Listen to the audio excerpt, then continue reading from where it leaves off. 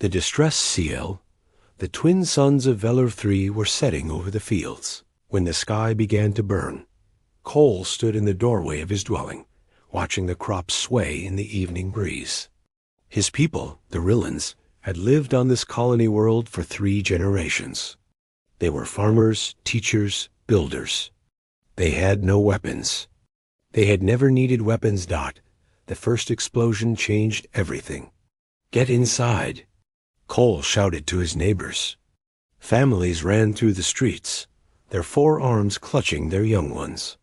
The peaceful colony had no defenses, no soldiers, no shields. In the sky above, dark ships appeared. They were crude vessels covered in scorch, marks, and weapon arrays. Pirates, raiders. The krill species was known across this sector for their brutality.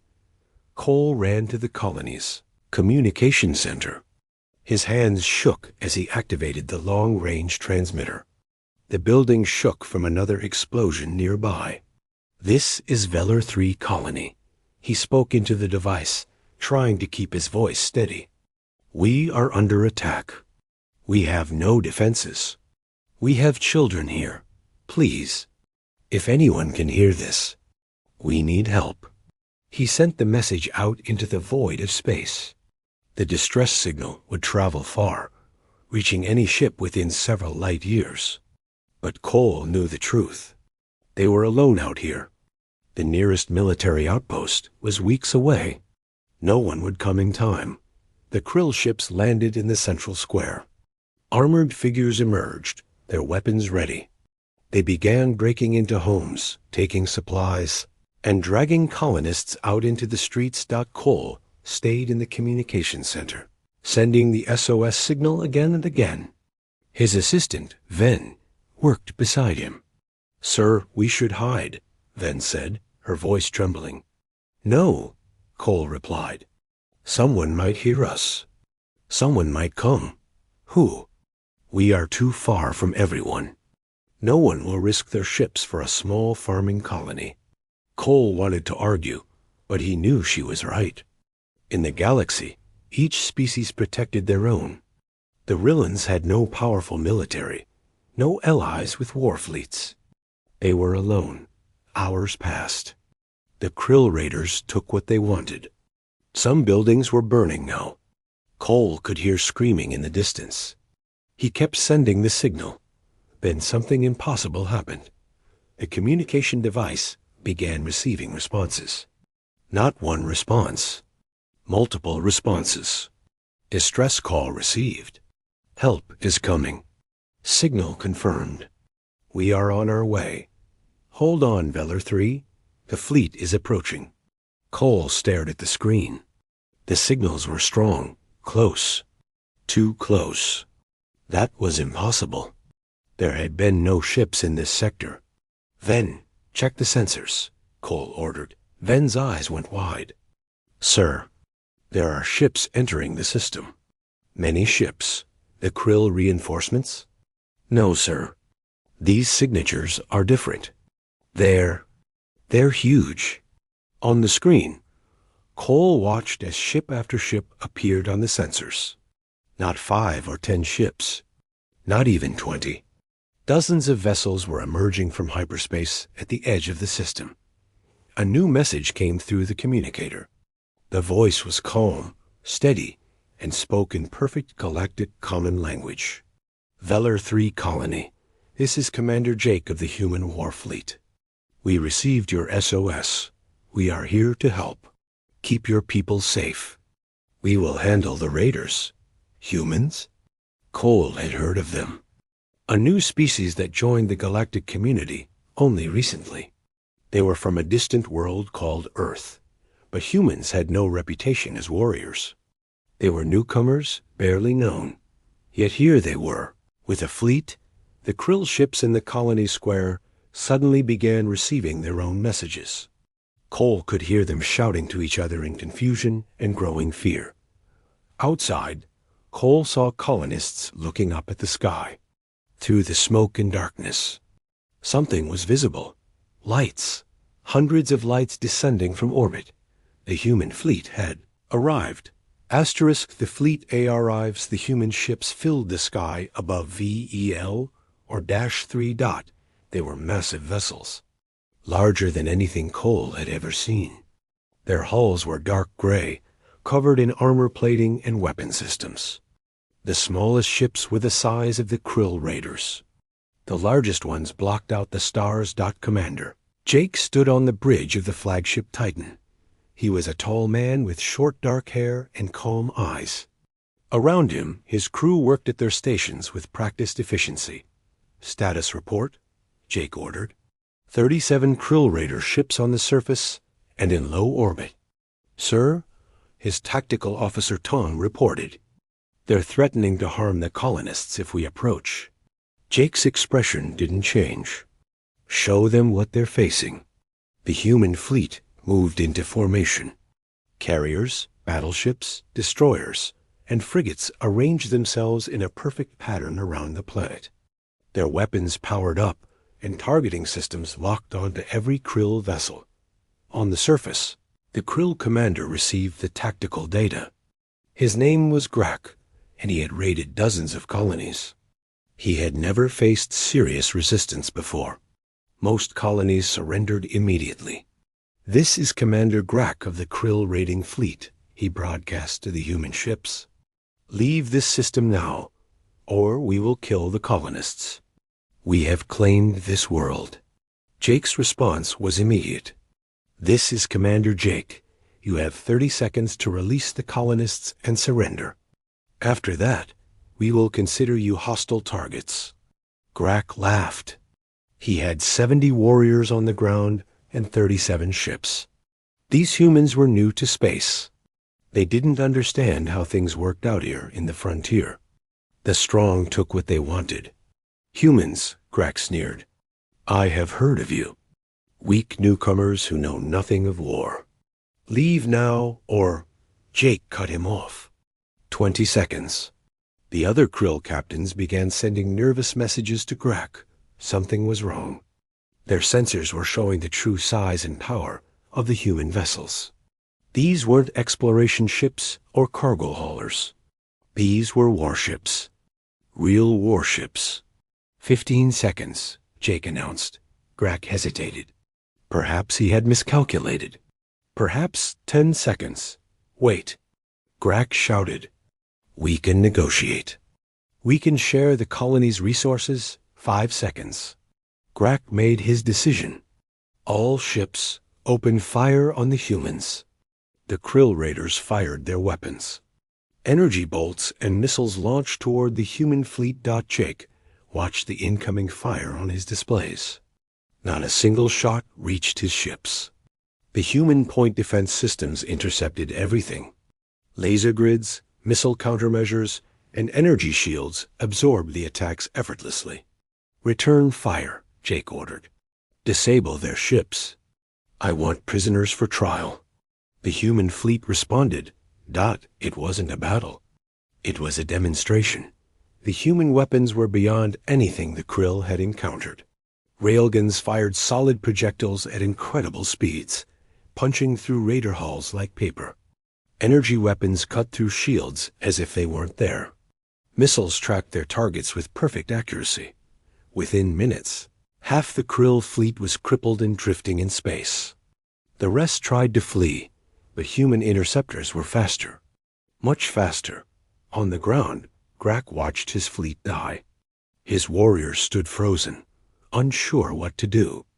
They had expected an easy raid. They had found something else entirely. Human dropships descended to the colony. They landed in the squares and streets, deploying soldiers in advanced armor. These warriors moved with discipline and precision. Krill forces, drop your weapons, a human soldier announced through a speaker. Surrender now, and you will not be harmed. Resist, and we will respond with force. Grak looked at his warriors. They were brave fighters, skilled in raiding defenseless colonies. But these humans were something different.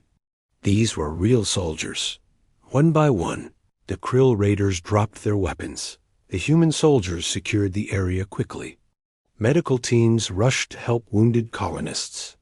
Engineers began assessing damage to the colony's buildings. Supply ships landed with food, medicine, and building materials. Cole emerged from the communication center, hardly believing what he was seeing. The humans had arrived, fought, and won in less than an hour. His people were safe. A human soldier approached him. "Are you Cole? The one who sent the distress signal?" "Yes," Cole replied, his voice shaking. "Yes, I am. Commander Jake wants to meet you. This way, please." Cole followed the soldier to a landing area where a command shuttle had touched down. Commander Jake stepped out, removing his helmet. "You came," Cole said simply. "You actually came." Jake extended his hand in the human gesture of greeting. "You called for help." We answered. "But why?" "We are nothing to you. Just a small colony far from anywhere important." Jake smiled. "Let me tell you something about humans.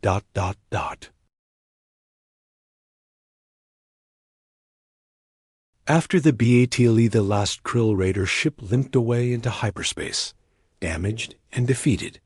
The human fleet maintained position around Velar 3, their sensors watching for any return. On the colony's main square, human engineers worked alongside Rillan colonists to repair damaged buildings. Medical tents had been set up, treating the injured. Children who had been crying in fear now watched the human soldiers with curious eyes. Cole sat with Commander Jake near the communication center. The human had brought supplies, food, water, and medicine, more than the colony could use in months. "I don't understand," Cole said quietly. "We are strangers to you. Your people and mine have never met before today. Yet you brought an entire war fleet. Why?" Jake looked out at the colony, watching his people help the Rillans rebuild. "How much do you know about Earth? About human history?" "Very little. Only that your world is far from here. That you joined the galactic community recently." "Earth is a difficult world," Jake began. "Harsh weather, dangerous animals, diseases. For thousands of years, humans struggled just to survive. We lived in small groups, scattered across the planet." Cole listened carefully. "We learned something important during those hard times," Jake continued. "We learned that when someone calls for help, you answer. Because someday, you might be the one calling. In our history, the groups that survived were the ones that helped each other. The ones that came when someone cried out in the darkness. But we are not humans. We are not your people." Jake shook his head. "When we finally reached space and met other species, we discovered something sad. Most civilizations only help their own kind. They ignore distress calls from strangers. They calculate costs and benefits before deciding if a life is worth saving. That is practical," Cole said hesitantly. "Resources are limited. Ships are expensive. Soldiers have families." "Maybe," Jake replied. "But it's not who we are. When we heard your SOS, we didn't debate it. We didn't check if you had anything valuable to trade. We didn't ask if you could repay us. We heard someone calling for help, and that was enough." Tears formed in Cole's eyes. "You risked your lives for us." "Not just for you," Jake said. "For anyone. We have made this promise to the galaxy. If you send a distress call and humans hear it, we will come. It doesn't matter how far. It doesn't matter who you are. Help is coming." Lieutenant Tom approached with a data pad. "Sir, we've captured all the Krill Raiders. What should we do with them?" "Transfer them to the holding cells on the carrier," Jake ordered. "We'll take them to the nearest galactic court for trial. They'll answer for what they've done here." Tom saluted and left. Cole stood up, looking at the human commander with wonder. "What you have done today, ... It will not be forgotten. My people will tell this story for generations." "We hope all people will hear this story," Jake said. Because there's another part to it. What do you mean? Jake's expression became serious. The Krill attacked you because they thought you were helpless. They thought no one would come to save you. That was a mistake. But here's the important part. If anyone attacks humans, or attacks someone under human protection, they need to know that we remember. We will find them, and they will face justice. You are saying the galaxy needs to learn a new rule. Exactly. The rule is simple. Answer distress calls, and don't create situations where distress calls are needed. The Krill learned this today. Soon, others will learn it too. Over the next 3 days, human ships remained in orbit while the colony was rebuilt. Engineers repaired buildings with advanced tools. Doctors treated every injured colonist. Teachers helped children overcome their trauma. Supplies were distributed freely. News of what happened at Velar 3 spread quickly through the galaxy. The story traveled from world to world, growing with each telling. The peaceful Rillan colony had been attacked. They sent an SOS with no hope of rescue. And humanity had responded with an entire war fleet. Not for profit. Not for territory. Simply because someone asked for help. Other species began to discuss this in their councils and assemblies. Some were skeptical. Some were impressed. Some were afraid. The Krill raiders, once feared across the frontier, suddenly found their reputation destroyed. No one wanted to be the next target of human justice. On the 4th day, the human fleet prepared to depart. Cole and the entire colony gathered to say goodbye. "Thank you," Cole said to Commander Jake. "Words are not enough, but they are all I have. Thank you for coming. Thank you for saving us." Jake smiled. "Keep that communication center running. And remember, you're not alone anymore. If you ever need help again, just call. Someone will hear you." The human ships lifted off, their engines glowing bright against the evening sky. They formed up in orbit, then one by one jumped into hyperspace, vanishing toward their next patrol route. Cole watched them go. Around him, his people stood in silence, witnesses to something historic. That night, Cole returned to the communication center. He sent a new message into space, not a distress call this time, but a message of gratitude, and a warning to anyone listening. This is Velar 3 colony. We were attacked by raiders and faced destruction. We sent an SOS into the darkness, expecting nothing. But humanity heard us. They came with a fleet. They saved us. They asked for nothing in return. Let all species know, if you hear a human distress call, answer it. And if you think about attacking the innocent, remember that humans are listening. They will come. And they do not forgive those who prey on the helpless. The message traveled across the galaxy, joining thousands of others. Stories of human rescue missions. Tales of human war fleets appearing where they were needed most. A new age had begun. An age where distress calls were answered. An age where the strong protected the weak. An age where humanity kept watch, and in the darkness of space, on patrol routes across hundreds of systems, human ships waited. Their sensors were active. Their weapons were ready. Their crews were vigilant. Waiting for the next SOS. Ready to respond, because that's what humans do. The end. Asterisk.